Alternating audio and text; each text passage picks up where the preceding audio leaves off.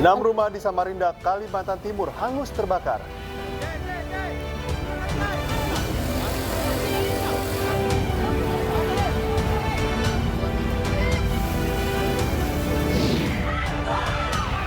Unjuk rasa berujung ricuh di Polewali Mandar, Sulawesi Barat menuntut pemungutan suara ulang.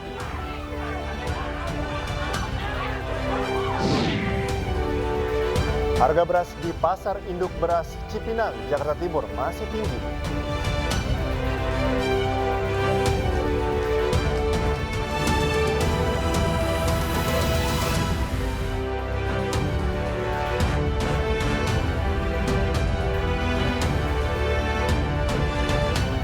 Halo, selamat pagi pemirsa. News Pagi kembali hadir melengkapi informasi Anda pagi hari ini. Ya, selain 3 berita utama tadi, sejumlah informasi menarik lainnya juga telah kami siapkan untuk Anda. Bersama saya, Cika Mutazam. Dan saya, Aya Nufus. Pemirsa, inilah News Pagi selengkapnya.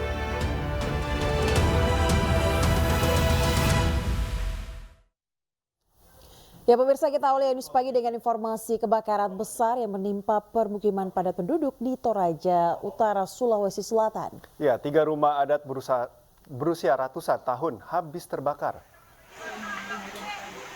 Kebakaran terjadi di kawasan permukiman Tongkonan, Tamana, Lembang Batu Busa, Kecamatan Buntu, Papasan, Toraja Utara. Warga berusaha memadamkan api dengan peralatan seadanya. Namun bangunan yang terbuat dari kayu membuat api dengan cepat membesar dan menjalar. Kebakaran menghanguskan 3 unit tongkonan rumah adat Toraja, 5 unit lumbung padi khas Toraja, dan 2 rumah panggung. 5 kepala keluarga kehilangan tempat tinggal dan harta benda. Kerugian ditaksir mencapai 2 miliar rupiah. Penyebab kebakaran masih dalam penyelidikan polisi.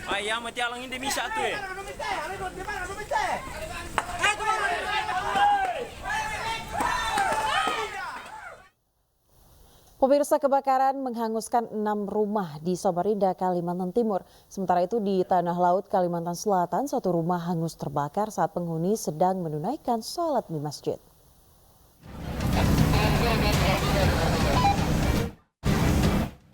Kebakaran hebat melanda permukiman warga di Kecamatan Sungai Pinang, Samarinda, Kalimantan Timur.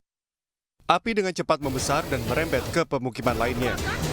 Para korban kebakaran berusaha menyelamatkan barang berharga yang bisa diselamatkan dan kemudian mengungsi ke tempat yang lebih aman. Sejumlah mobil tangki dan mesin portable digunakan untuk memadamkan api. Namun lokasi yang sempit dan minimnya sumber air membuat pemadaman sedikit terganggu. Setelah 2 jam, api berhasil dipadamkan. Dari data sementara, 6 rumah hangus terbakar. Diduga kebakaran akibat korsleting arus pendek listrik. Beruntung tak ada korban jiwa saat kebakaran terjadi. Kini polisi masih melakukan penyelidikan terkait penyebab kebakaran. Sementara itu di Kabupaten Tanah Laut, Kalimantan Selatan, api membakar rumah warga di RT 19 Jalan Niaga, Kecamatan Pelaihari, Kabupaten Tanah Laut, Kalimantan Selatan. Api berkobar saat pemilik rumah tengah menunaikan sholat di masjid. Rumah rusak total, bahkan tidak ada satupun perabot rumah yang berhasil diselamatkan. Petugas pemadam kebakaran dibantu masyarakat setempat dengan sigap berupaya memadamkan api. Setelah 40 menit dan mengerahkan beberapa unit mobil pemadam kebakaran, api akhirnya bisa dipadamkan. Proses pemadaman melibatkan pemadam dari Satuan Polisi Pamong Praja dibantu dengan petugas gabungan lainnya. Belum diketahui berapa kerugian akibat kebakaran ini, sementara penyebab kebakaran belum diketahui. Dari Samarinda, Kalimantan Timur, dan Tanah Laut, Kalimantan Selatan, Ardi Wirya, Zulkifli Yunus, iNews melaporkan. Artis sekaligus orang tua terduga pelaku perundungan Vincent Rompis meminta maaf usai diperiksa polisi di Mapolres Tangerang Selatan, Banten. Sementara itu, pemerintah memastikan akan melindungi dan mendampingi anak korban perundungan di Sekolah Binus Serpong.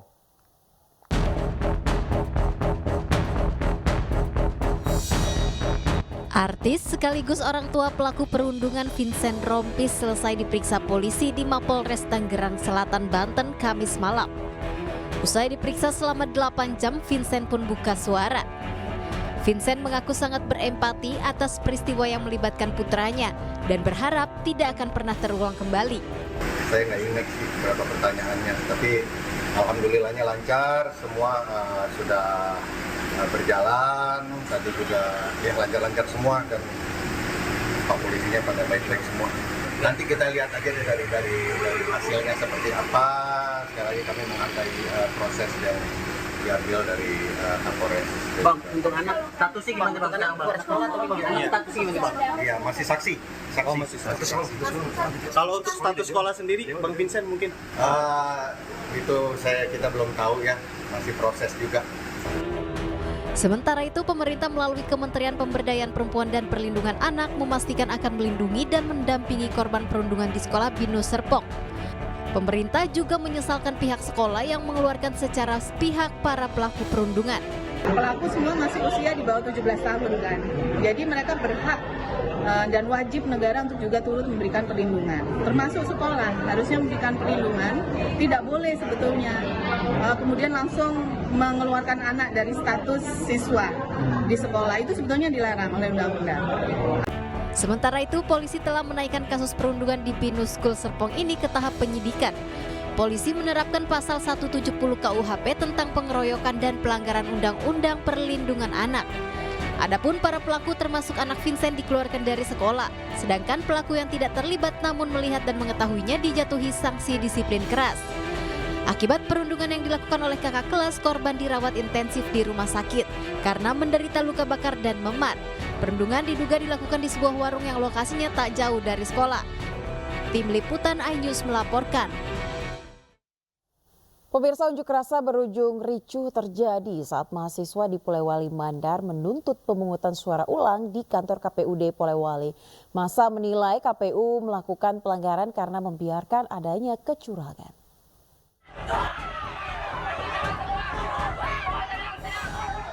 Aksi unjuk rasa yang dilakukan oleh puluhan mahasiswa dari HMI Polewali Mandar diwarnai kericuhan.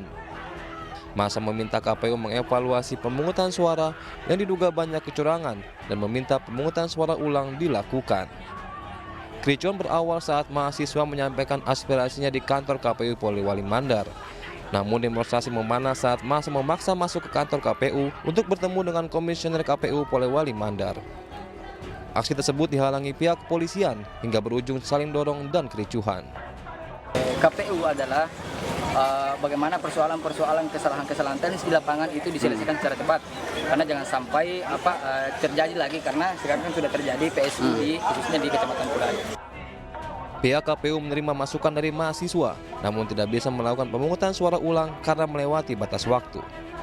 Persoalan keraguan sama penyelenggara, substansinya itu sih, apalagi khususnya teman-teman di lapangan. Tapi saya sudah menampung tadi, saya minta memasukkan beberapa data yang dimaksud supaya tidak hanya sekedar asumsi.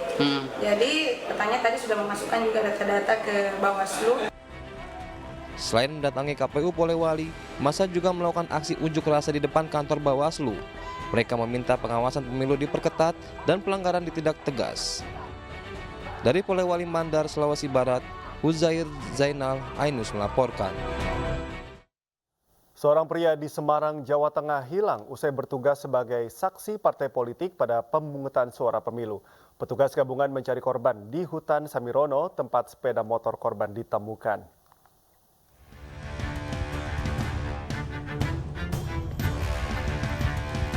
Petugas tim SAR gabungan terus bekerja keras menyusuri hutan Samirono di Kecamatan Getasan, Kabupaten Semarang, Jawa Tengah.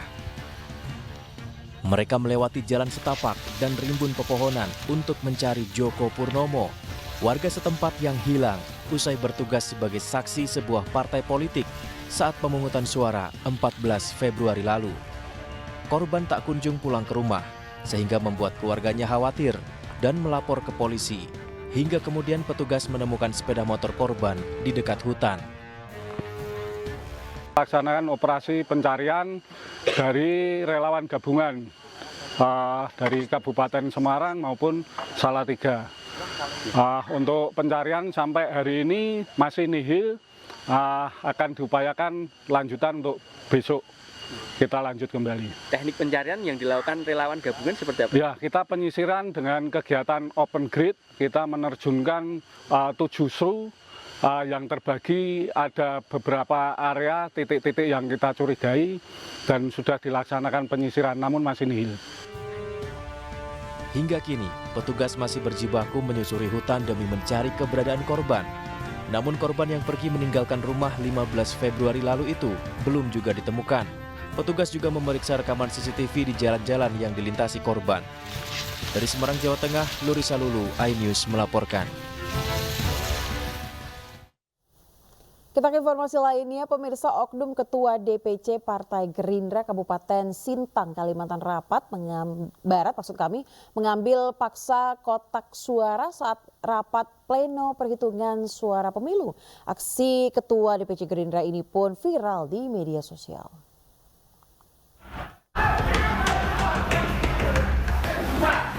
Ketua DPC Partai Gerindra Kabupaten Sintang, Kalimantan Barat mengambil paksa kotak suara.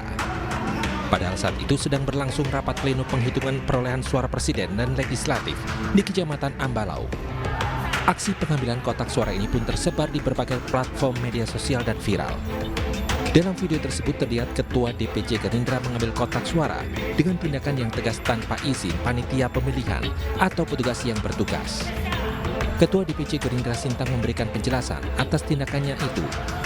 Ia mengaku pengambilan paksa kotak suara sebagai bentuk kekesalan kepada petugas yang tidak mengindahkan protesnya. Saya kan sebagai saksi dari Partai Gerindra mengusulkan supaya untuk DME ini dipending. Namun Ketua PPK ini tidak ada kompromi. Dia ingin melaksanakan terus pleno itu. Maka saya sendiri yang mengamankan kotak itu dan saya serahkan ke pihak kepolisian. Kepada Bawaslu maupun KPU, Sandang berharap dapat melakukan penyelidikan yang menyeluruh terhadap dugaan pelanggaran pemilu tersebut. Dari Sintang, Kalimantan Barat, Trianto, iNews melaporkan. Pemirsa, Komnas HAM menyampaikan telah menemukan dugaan pelanggaran netralitas aparat di pemilu 2024. Dugaan pelanggaran itu terjadi mulai dari kepala desa hingga PJ Gubernur.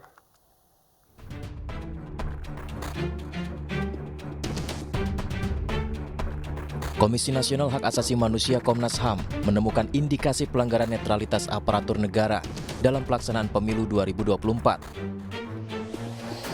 Komnas HAM menyebut menemukan dugaan pelanggaran netralitas aparatur negara. Yang pertama, ada 12 kepala desa di Kecamatan Buduran, Kabupaten Sidoarjo, Jawa Timur yang menyatakan dukungan ke salah satu peserta pemilu. Kedua, ada dugaan arahan Wali Kota Samarinda kepada jajaran untuk memilih peserta pemilu tertentu. Ketiga, viral video ajakan PJ Gubernur Kalimantan Barat mengajak memilih capres yang mendukung pembangunan IKN. Namun setelah video tersebut viral, PJ Gubernur mengklarifikasi pernyataannya. Pilih presiden yang memihak kepada pembangunan IKN. Kalau IKN dibangun, pasti Kalimantan Barat ini maju, ya. Mengklarifikasi pernyataan saya, jangan pilih capres yang tidak pro IKN. Bahwa pernyataan tersebut saya ungkapkan karena saya terlalu bersemangat dalam mewujudkan keinginan percepatan pembangunan di Provinsi Kalimantan Barat. Informasinya, Komnas HAM telah sampaikan laporan temuan ini ke Bawaslu. Namun hingga kini, Bawaslu belum menerima surat resmi dari Komnas HAM atas laporan tersebut. Tim Liputan iNews melaporkan. Pemirsa, relawan Ganjar Mahfud yang juga Direktur Jaringan Moderat Indonesia Islah Bahrawi menyebut Presiden Jokowi mirip Adolf Hitler. Islah juga menyebut Jokowi telah membegal demokrasi. Kok Pak Jokowi ini seperti Adolf Hitler, Pak Jokowi ini seperti Pol Pot, seperti Idi Amin, seperti Bokassa, seperti Gaddafi, seperti Saddam Hussein, dan seperti pemimpin-pemimpin lain yang seolah-olah ketika dia duduk dia lupa untuk berdiri. Nah ini yang kemudian membuat kita semua terperangah, dan gerakan-gerakan Pak Jokowi tanpa kita sadari ternyata sudah mulai merambah kepada apa yang disebut sebagai seorang politisi. Kita tadinya berharap Pak Jokowi menjadi seorang negarawan, menjadi seseorang yang disegani. Kita bermimpi bahwa Pak Jokowi ini seperti Yesus. Kita bermimpi Pak Jokowi ini seperti Nabi Muhammad, yang betul-betul tidak mau mengawetkan kekuasaan-kekuasaan manusiawi yang berada di sekitarnya. Ini yang kemudian membuat kita itu terperangah betul, dan apa yang dilakukan oleh Pak Jokowi secara eskalatif ketika itu. Sementara itu, tokoh agama yang juga budayawan Frans Magnis Suseno atau yang biasa akrab dengan sebutan Romo Magnis menyebut demokrasi Indonesia mendapat pukulan besar dan bukan tidak mungkin akan seperti di Filipina. Perbedaan dengan pilihan di luar negeri, di mana paslon kedua bukan hanya tidak mendapat 50%, tetapi kalah jauh. Tentu saja perspektif wawasan orang-orang yang berada di luar Indonesia adalah lain daripada orang-orang yang ada di Indonesia. Jadi tidak bisa menarik kesimpulan yang langsung, tetapi tetap perbedaan, misalnya tadi angkanya disebut paslon 3 mendapat di Amerika itu di atas 50%, yang lain-lain di bawah. Ya, ini begitu mencolok. Saya kira bahwa sangat besar kemungkinan demokrasi kita mendapat pukulan besar, kita katakan saja di Filipina kan. Mungkin ini catatan saya lebih dulu. Ya pemirsa, News Pagi akan kembali usai azan subuh untuk wilayah DKI Jakarta dan sekitarnya. Ya, tetaplah bersama kami.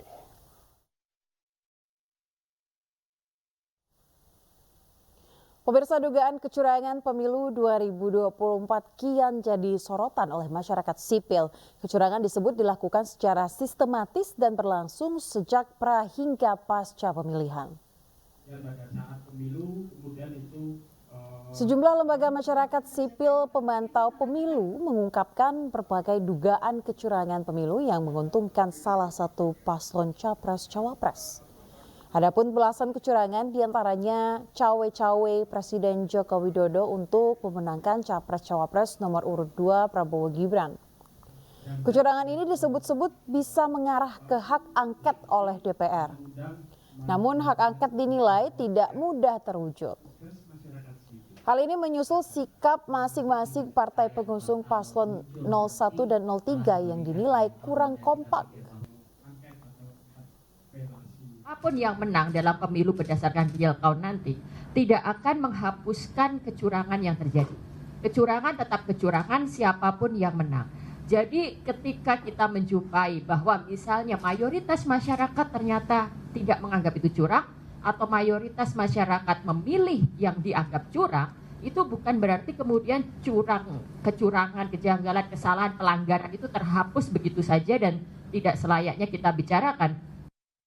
Sementara itu pemirsa, pemungutan suara ulang dilakukan di TPS 43 di Jalan Purwakarta, Menteng, Jakarta Pusat. Sementara di Jakarta Utara, 19 TPS menggelar pemungutan suara lanjutan karena terkendala banjir saat hari pencoblosan.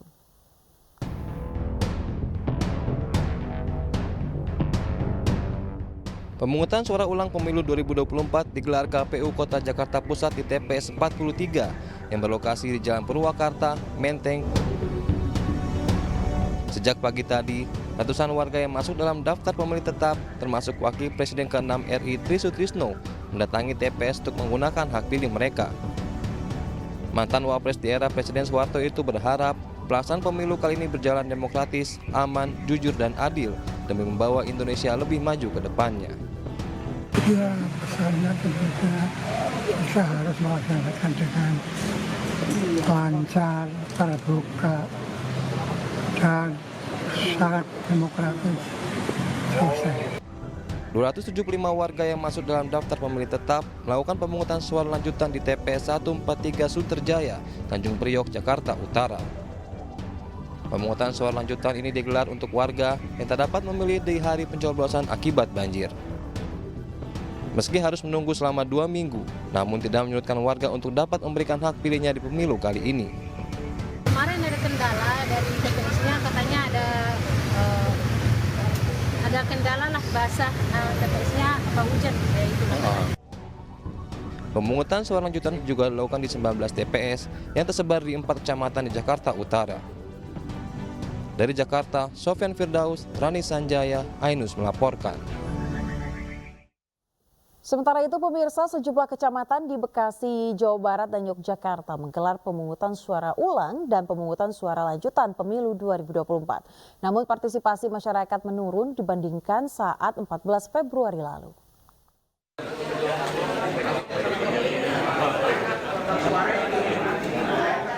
KPUD Kota Bekasi, Jawa Barat menggelar pemungutan suara lanjutan di 26 TPS yang ada di 3 kecamatan. Salah satunya di Kecamatan Rawalumbu, Kota Bekasi. Pemungutan suara lanjutan hanya untuk pemilihan caleg DPRD Provinsi Jawa Barat, namun sayangnya partisipasi masyarakat menurun. Adapun pemungutan suara lanjutan ini atas rekomendasi Bawaslu setelah adanya kekurangan surat suara pada hari pencoblosan 14 Februari lalu. Kami Bawaslu Kota Bekasi sudah mengirimkan surat rekomendasi untuk melaksanakan pemungutan suara lanjutan dan juga pemungutan suara ulang. Hasil dari rekomendasi tersebut, KPU menjawab untuk melaksanakan pemungutan suara lanjutan pada hari ini Sabtu. Ada di Kecamatan Rawalumbu, Kecamatan Mustika Jaya, dan juga ada juga di Bekasi Timur. Sementara itu, 21 TPS di Kabupaten Sleman, Yogyakarta menggelar pemungutan suara ulang dan pemungutan suara lanjutan secara serentak. Hal ini dilakukan karena terjadi pelanggaran saat pelaksanaan pemungutan suara 14 Februari lalu. Di antaranya ada 21 orang yang melakukan intimidasi kepada petugas KPPS dan memaksa mencoblos padahal tidak masuk dalam DPT dan DPTB. Itu menindaklanjuti, maka di tanggal 24 Februari serentak itu dilakukan PSU dan PSL seluruh daerah istimewa Yogyakarta, terdapat di 3 kabupaten kota, di Sleman, di Kota, dan di Bantul. Itu termasuk yang kota atau ada tambahan satu itu 20? Iya, di Kota itu ada 3, satu di TPS khusus, di Lapas itu ada 2 TPS, TPS 901 sama 902, dan satu lagi di Kuncen. Sementara itu, antusiasme warga untuk mengikuti pemungutan suara ulang cenderung menurun dibanding 14 Februari lalu. Tim Liputan iNews melaporkan. 5 orang meninggal dunia dan ratusan pasien dirawat akibat penyakit demam berdarah di Jombang, Jawa Timur. iNews Pagi akan segera kembali.